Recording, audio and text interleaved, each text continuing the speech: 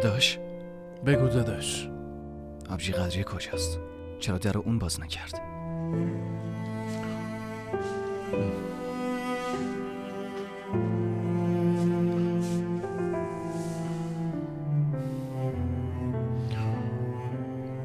قدری رفت. ایکمن دیگه با ما زندگی نمیکنه. یعنی چی که رفت؟ خب مامانم کجاست؟ اون حتی یه بارم نیومد دیدنم.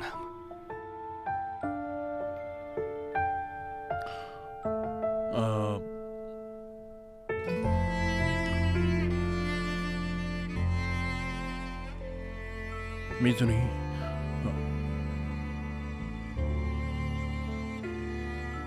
مامانو از دست دادیم.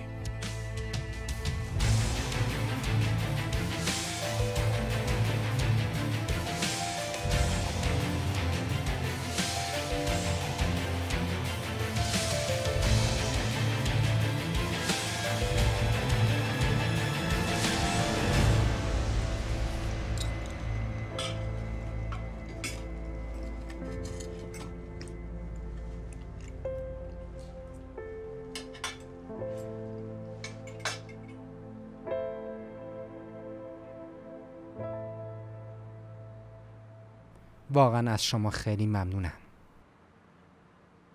چرا؟ همه عمر ما منتظر این لحظه بودم. خانواده و دور میز غذا خوردن برام خیلی با ارزشه. یه طرف زنم، یه طرف بابام. کی میدونه شاید همین روزا یه بچه به جمعمون اضافه بشه.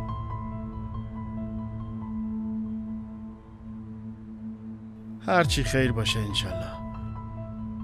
منم خیلی نوه میخوام. نظرت چیه؟ میخوای بچه دار بشیم؟ به نظرم وقتی اینا نیست. باشه بگذاریم. چند روز استراحت کن، بعدش حرف میزنیم. ما الان یه خانواده شدیم. به نظرم تو دیگه باید خیلی مراقب باشی تایفون. نفهمیدم.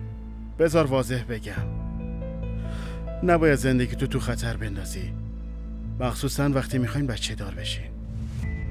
این توصیه‌تون رو تو ذهنم نگه میدارم. ممنونم. به نظرم خوب میشه.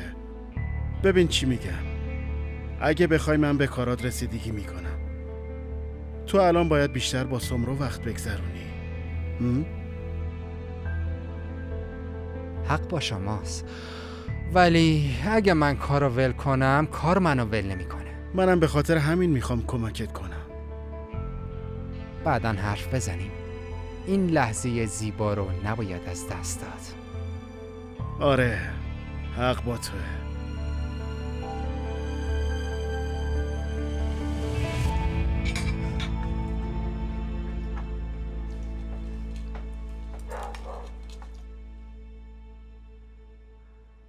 داداش، در حق خودت بی‌انصافی نکن. شما عاشق همدیگه این. ایکمن تو منو خوب میشناسی. عشق برای من تو زندگی یه احساس بی‌معنی بوده.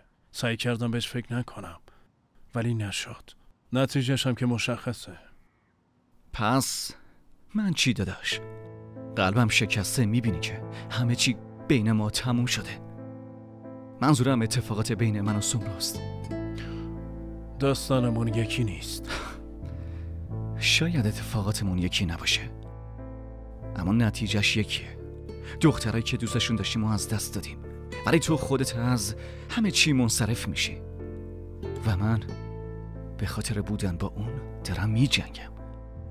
خب دیگه چه میشه کرد؟ الانم که فقط منتظر اونم. ببین پسر، سمرو به زودی پیشت میاد خواهی دید، ولی وضع من کاملا فرق میکنه پسر. بین من و کمرو آدمی مثل تایفون نه، بلکه مامانمه. حرفاش از ذهنم بیرون نمیره. وضعیت روحی مامانم هیچ موقع عادی نبود، اینو خودت هم میدونی. باشه، میتونیم عزاداری کنیم، ولی نباید با خودت بی‌انصاف بشی. من کمرو رو خیلی دوست دارم، اما نمیتونم تو صورتش ببینم. تو فکر میکنی من درد نمیکشم ایکمن؟ اگه با اونم باشم درد میکشم. اگه من نتونم حداقل بذار اون خوشحال بشه. فقط همین. چون مطمئنم نمیتونم خوشحالش کنم. مامانم نمیتونم فراموش کنم. بذار این تصمیم و کم رو خودش بگیره. شاید بخواد با تو خوشحال نباشه. از کجا میدونی؟ باور کن داداش، اون بدون تو خوشحال نیست. باور کن.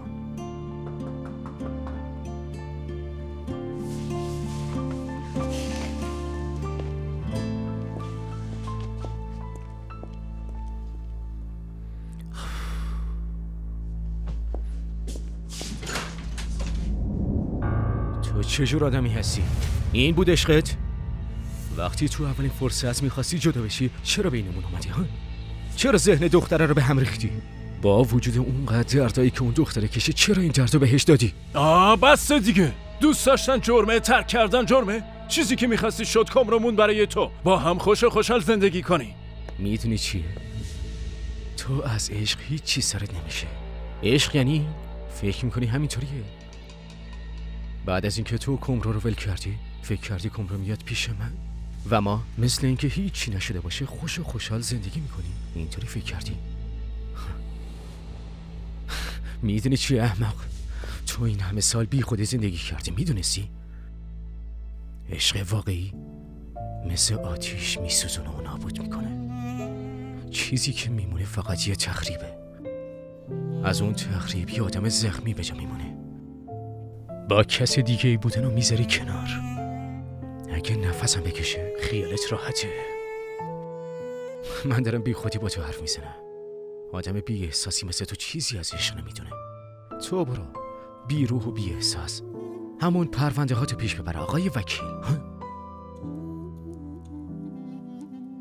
خب من نمیخوام کامرو بدبخت بشه. لازم نیست خودتو گول بزنی.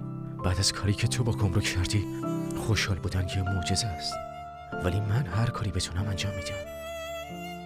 تو با چیزایی که توان درک کردنشو نداری ذهنتو خسته کن باشه.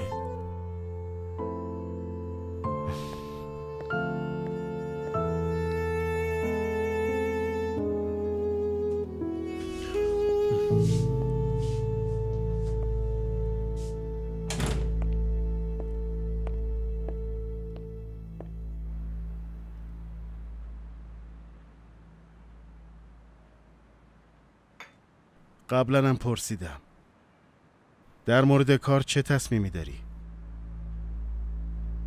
چرا انقدر بهش گیر دادی؟ والا تایفون اصلا علاقه ای ندارم باهات کار کنم. اینکه چرا انقدر اصرار میکنم فقط واسه اینه که نمیخوام همچین کارایی رو انجام بدی.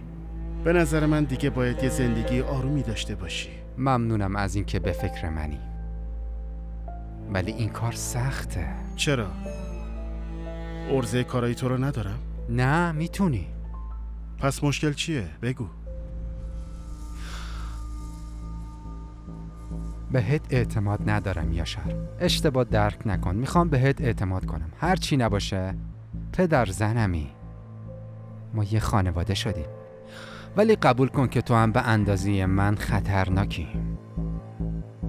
خطرناکم؟ آره همینطوره. خصوصا وقتی موضوع یکی از دخترات باشه. هیچ تضمینی وجود نداره که وقتی با هم دعوا کنیم تو با چاقو یا یه اسلحه منو از بین نبری. تایفون تو دیگه چه بخوام چه نخوام شوهر دخترم شدی و برام دیگه مهمی. چطور میتونی همچین فکری بکنی؟ بعدش هم کار جداست و خانواده‌ام جداست. داری به زبون خودت میگی.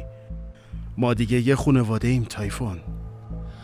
حق با توه، ولی وقت موضوع کار باشه باید 100% بهت اعتماد داشته باشم. پس باید یکم بهم زمان بدی. کی میدونه؟ شاید با گذشت زمان همه ای کارا رو بسپارم به تو و من و سمرا از اینجا بریم. باشه، تصمیم با خودته.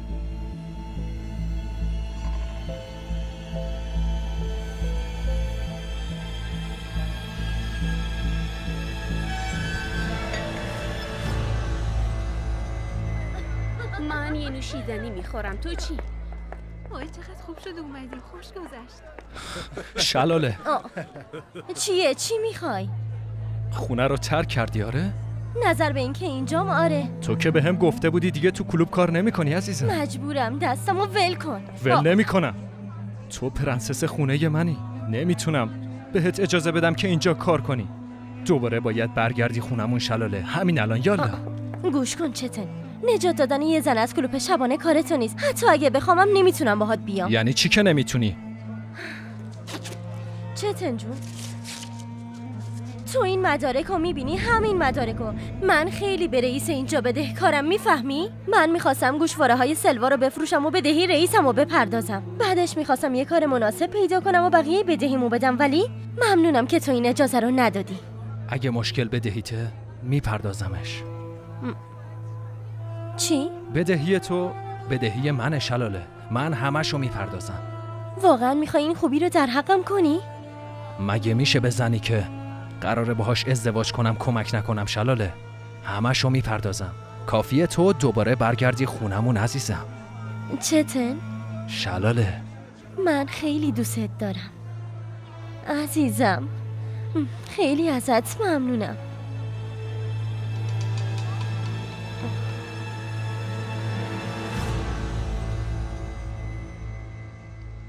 چطوره بذاری این تصمیم خود کم رو بگیره؟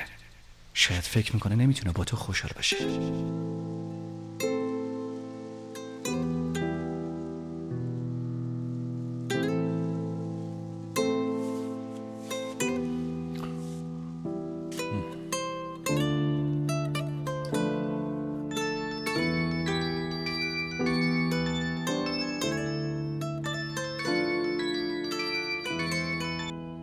الو کامرو؟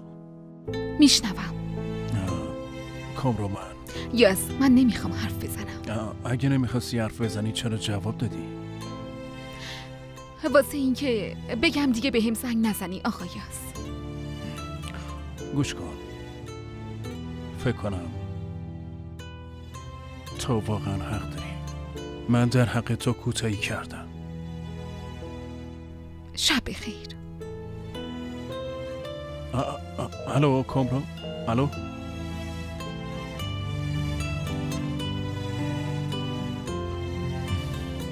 مثل اینکه کارم سخت‌تر شد.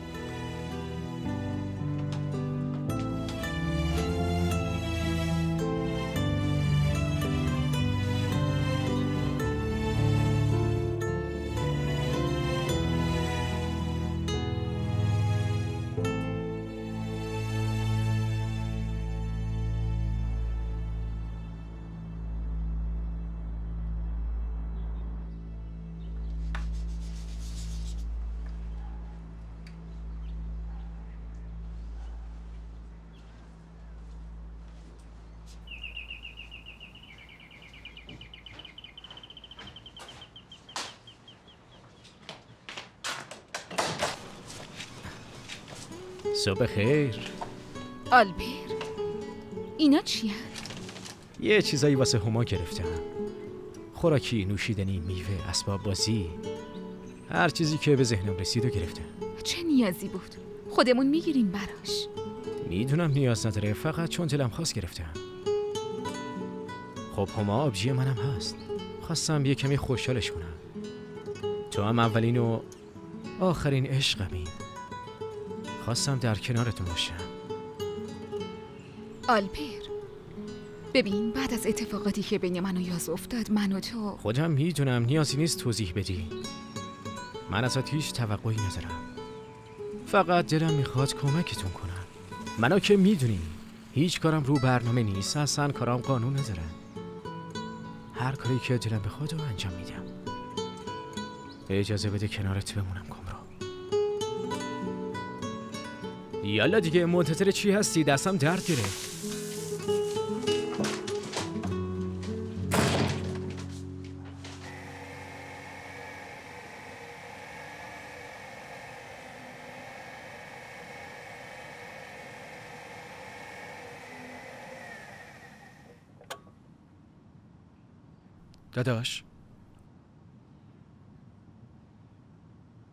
داداش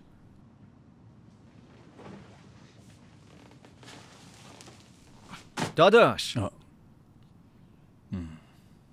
هیچ معلومه چی کار میکنه؟ این چه وضعیه؟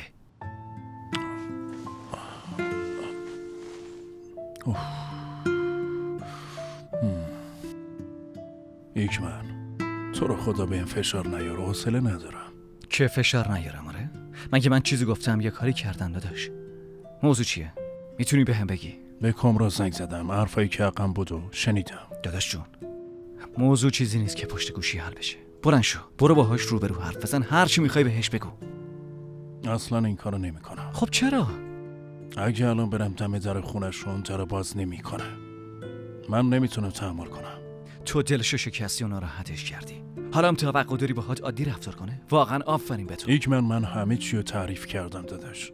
اگه نمیخوای درکم کنی حرفی ندارم. من تنها چیزی که میبینم داداش اینه که تو داری درد میکشی و این کار نه به نفع توه و نه به نفع کامرا. یعنی فکر میکنی اون ناراحت نیست؟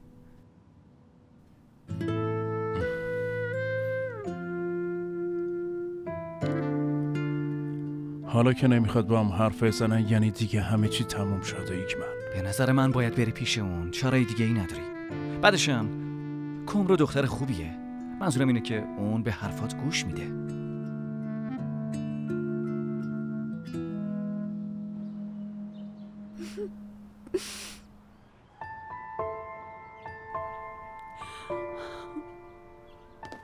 آبجی دروغ میخواد با شما آشنا بشه.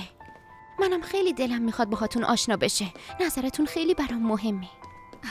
آبجی من از یکی خوشش بیاد و من نخوام ببینمش، مگه میشه آخه؟ آبجی سلوا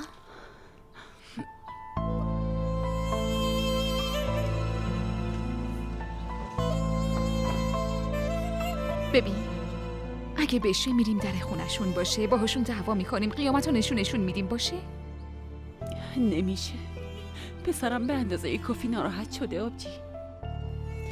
من باید یه راه حل دیگه پیدا کنم. باید یه راه بهتر پیدا کنم.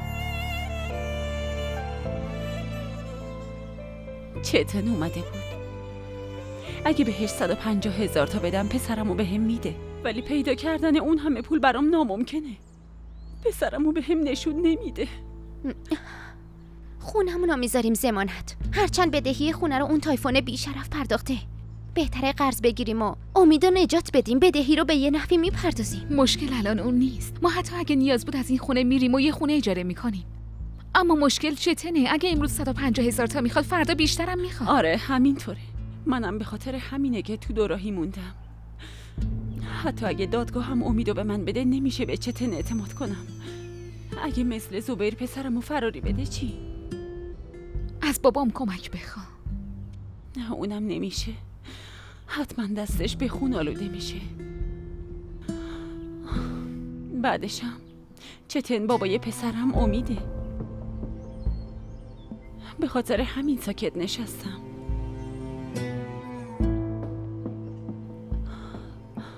ولی به خاطر دزدیدن پول آلپر میتونم چتنو زندونی کنم.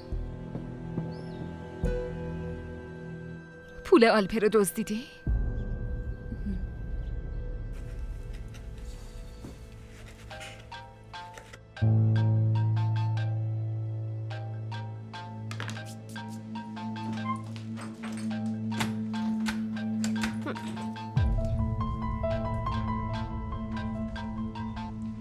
میشنوم رئیس. چی کار کردی با چتن؟ ببینم تونستی گولش بزنی؟ اونم چجوری؟ گفت همه بدهیامو میپردازه رئیس. خوبه. 3 ماه دیگه هم تحمل کن. وقتی اون پول ازش گرفتیم میای پیش خودم. باشه الان باید قطع کنم. باشه خدا از این حال و روز نجاتت بده. چی شده دختر؟ چتن چطوری تونست راضیت کنه که برگشتی خونه ها؟ ول کن اونو ول کن. اینم جوش میخوره، خودش آماده میشه. یه کار دیگه داری، باید لباسا رو بشوری. نفهمیدم لباس چی؟ من باید لباسا رو بشورم؟ ماشین اتومات هست دیگه، بنداز توش میشوره. ماشین لباسشویی خرابه عزیزم، باید با دستات بشوری. ای لباسا هم خیلی زیاده، واقعا شستنش خیلی سخته. ببین فتنت خانم، میگم بیا یه کاری کنیم. شما 3 ماه منو تحمل کنین، باشه؟ تو کارم دخالت نکنین، منم بهتون بی احترامی نمی کنم. چه 3 ماهی دختر جون؟ بعد از 3 ماه میخواد چی بشه؟ فکر کنین این 3 ماه امتحانیه، بعدش همه چی درست میشه. تو خیلی وقت پیش امتحانتو پس دادی عزیزم. اگه راستشو بگم حتی تاریخ انقضاتم رسیده. صدقه سری چتن الان این چایی.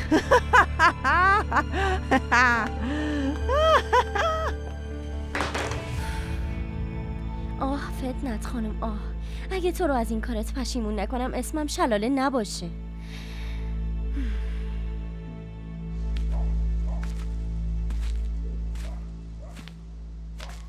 هرچی اسلحه تو خونه داریم قایمش کن سعید.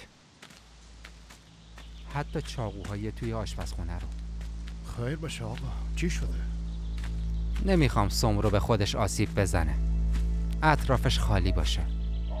خودت که دیدی میخواست منو بکشه. برای آسیب نرسوندن به شما باشه، ولی اگه بخواد به خودش آسیب برسونه همه جوره میرسونه. ما سعی خودمونو میکنیم. در ضمن جلوی در که نگهبان گذاشتین؟ بله آقا. خوبه.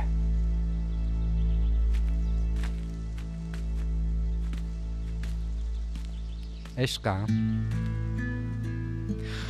خیلی آروم به نظر میرسی. اینجا رو خیلی دوست دارم. هر چقدر که داخل خونه منو ناراحت میکنه همونقدر اینجا منو راحت میکنه. چرا تو خونه ناراحت میشی؟ اینجا خونه توه. اتفاقاتی که افتاد تحملش برام سخته. متاسفانه یاد اونا میافتم. پس بیا بریم یه جای دیگه.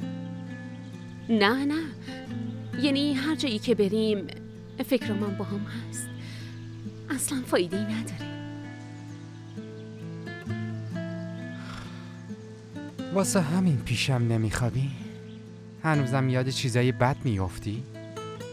نمیتونم بگم بهشون فکر نمی کنم،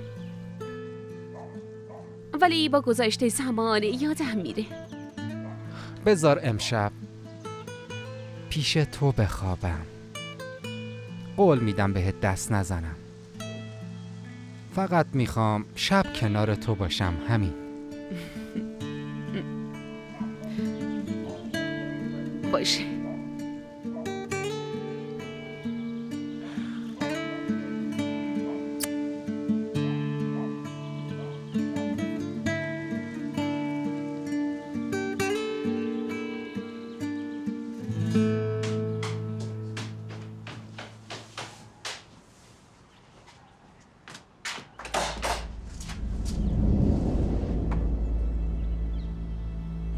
سلام. من اشتباهی خیلی بزرگی انجام دادم. واقعا ازت معذرت میخوام. ولی مامانم مرده بود. چرت و پرت گفتم. یعنی عادی نیست؟ نیست. بابای منم مامانمو کشت. فهمیدین؟ ولی من چیزی که دلم میخواست انجام ندادم.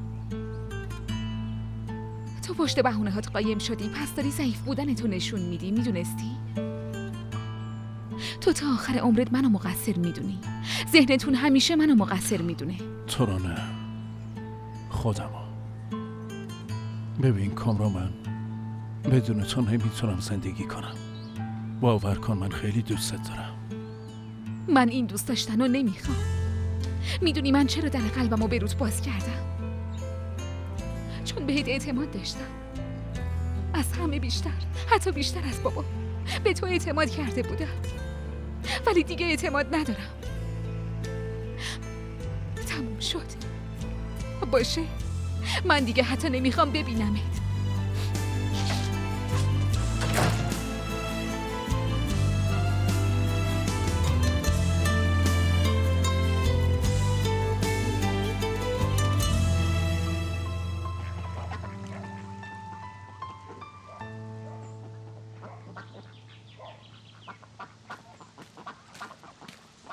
سمرو، دخترم برو خونه، سردت میشه.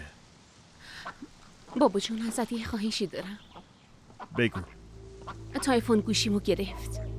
من باید با ایگمن حرف بزنم. میخوام بهش از بچه‌مون بگم. باشه، اینو بگیر و برو اونجا حرف بزن. از تو خونه دید نداره، اونجا حرف بزن. اگه چیزی شد به هم بگو. یالا برو.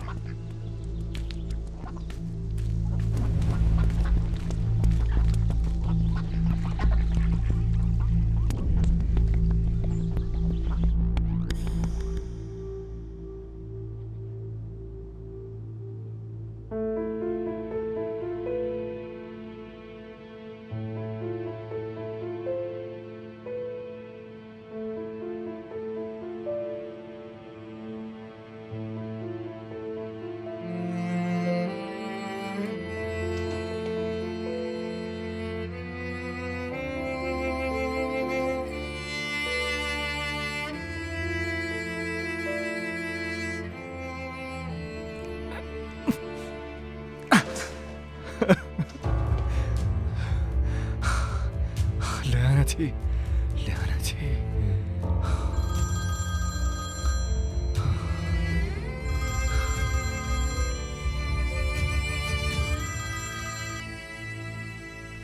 الو ایگمن.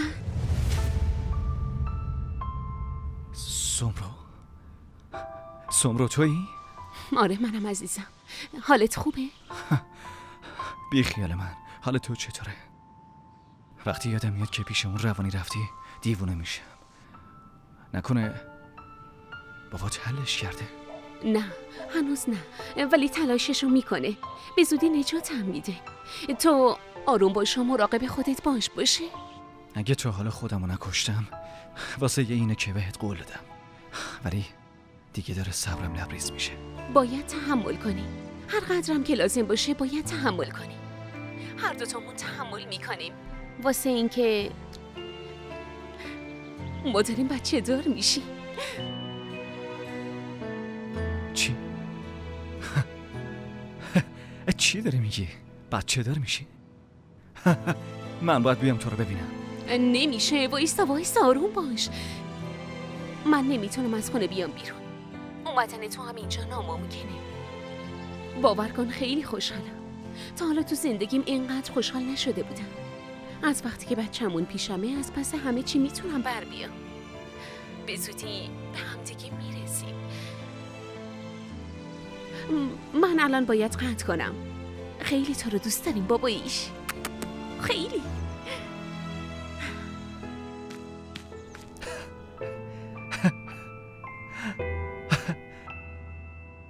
دارم بابا میشم.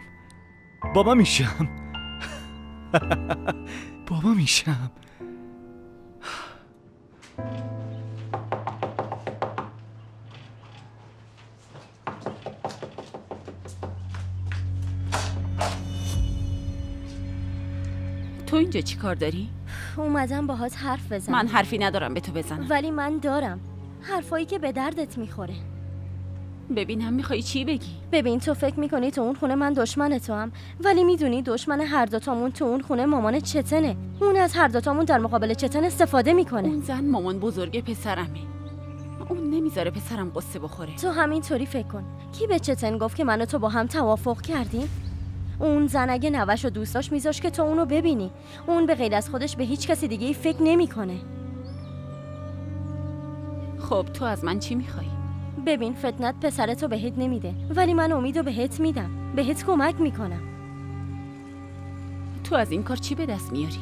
کارایی که فتنت قبلا با تو میکرد و الان با من میکنه، ولی من کاراشو بی جواب نمیذارم. بهش نشون میدم.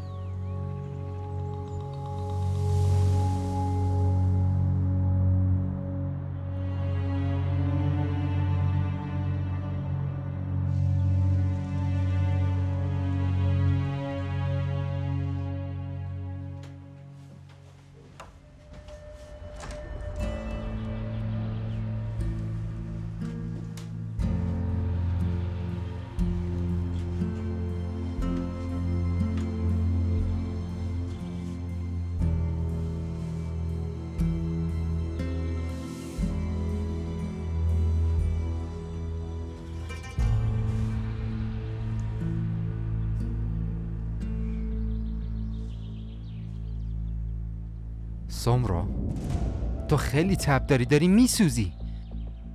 یالا پاشو بریم بیمارستان.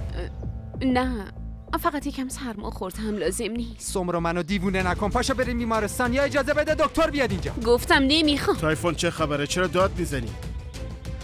تب داره، مریضه. میگم بریم بیمارستان گوش نمیده. چند ماهه که اینطوریه، واسه یه روز نیست. سمرو منو تو خونه زندونی کردی، انتظار داری چه جوری باشم؟ بهونه‌ای که واسه رفتن به دکتر پیدا کردی همینه؟ تایفون باشه، آروم باش. تو الان برو بیرون، من ببینم چه شده. یالا.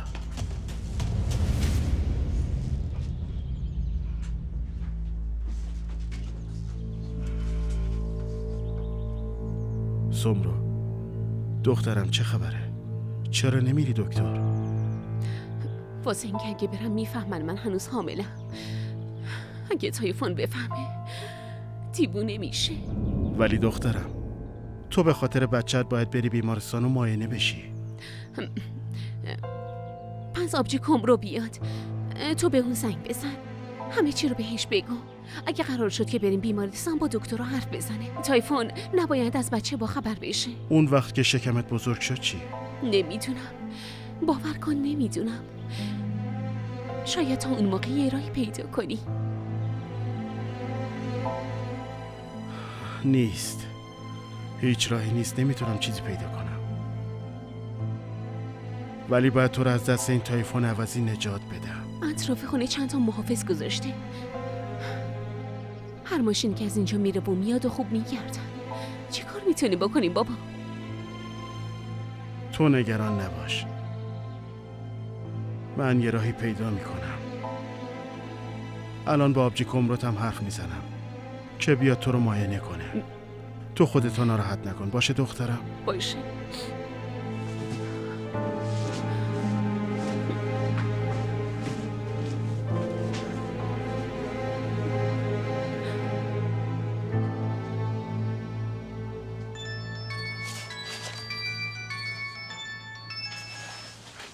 الو بابا.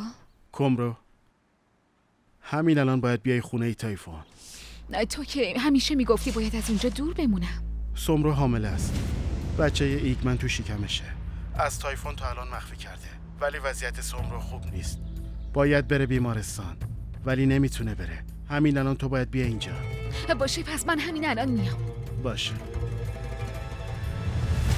1500 1600 1700 1800.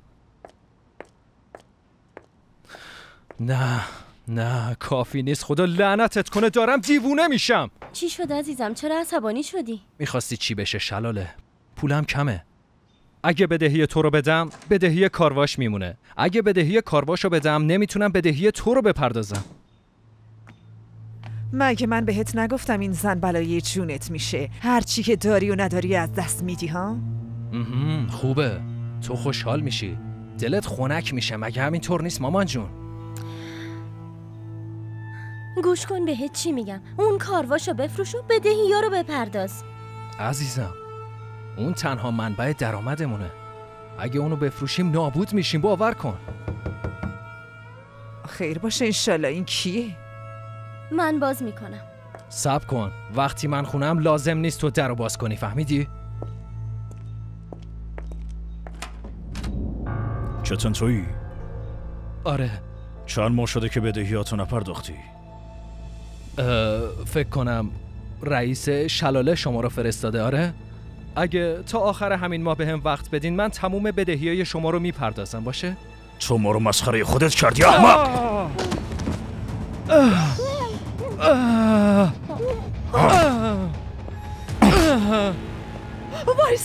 وایستی تو رو خدا نکنی. بسرم ولش کنی. چطور؟ ولم کن. یه هفته بهت مهلت میدم، اگه پول آوردی که خوب، اگه نیاوردی خودم وای خدای من. مامان اونو بکش. اگه بمیرم من پول ازت میگیرم. ولم کن. پسرم چطور؟ پسرم خوبی؟ پسرم به جای اینکه اینقدر زل بزنی برو به آمبولانس زنگ بزن. چتن پسرم، خودتو تکون نده، آمبولانس میاد پسرم. تکون نخور پسرم. آه پسرم آه.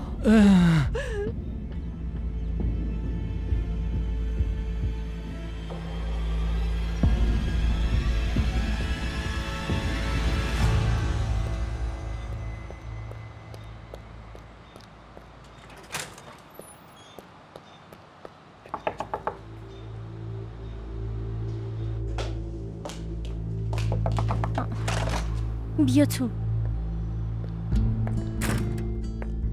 الانه که چتن اینا برسن. همین که تو زنگ زدی از خونه اومدم بیرون. امید کجاست؟ تو اتاقشه، باهاش حرف زدم، کیفشم آماده کردم، میتونی ببریش. منو ببین، نقشه‌ای که پشت این کار نیست مگه نه؟ ببین به امید رحم کن. اگه چتن بیاد خونمونو برام مشکل درست کنه چی؟ اینطوری نمیشه سلوا. ببین چتن درگیر مشکلات خودشه. حالا نمیتونه از جاش تکون بخوره. یالا پسرتو بگیر و برو وگرنه پشیمون میشم. باشه مامان. امید پسرم یکیه دونه. مامان اومدی منو با خودت ببری مگه نه؟ آره عزیزم، این دفعه تو رو با خودم میبرم. دیگه هیچکی نمیتونه تو رو ازم بگیره.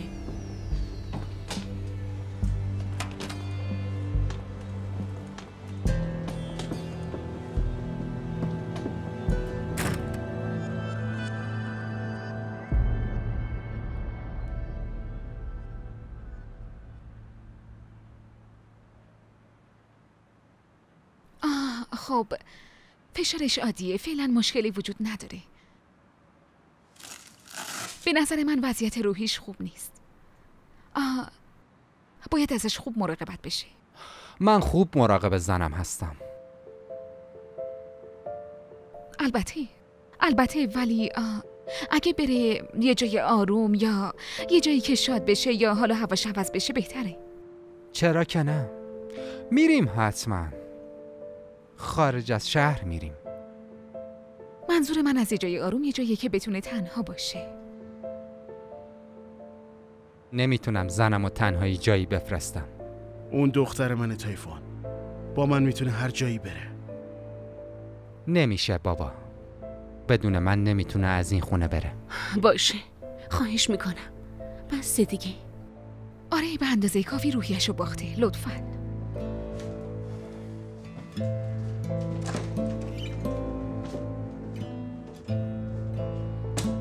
آبجی جون، همین الان باید بریم بیمارستان. آروم. آبجی بچم خوبه مگه نه؟ چیزیش که نشده نه؟ خوب نیستید، هر دوتون خوب نیستید، فهمیدی؟ فشارت خیلی بالاست. وقتی به حرفات فکر میکنم میترسم بارداری خطرناکی داشته باشی.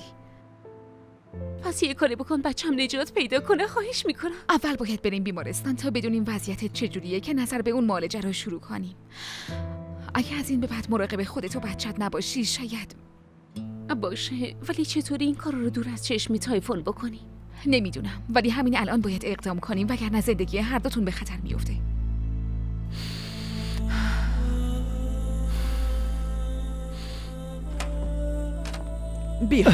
بیا تو پسرم. آروم. آی چتن. یالا بیا پسرم، دراز بکش. من برم به امید سر بزنم. تو بالای سر شوهرت باش و بهش رسیدگی کن. عزیزم پسرم.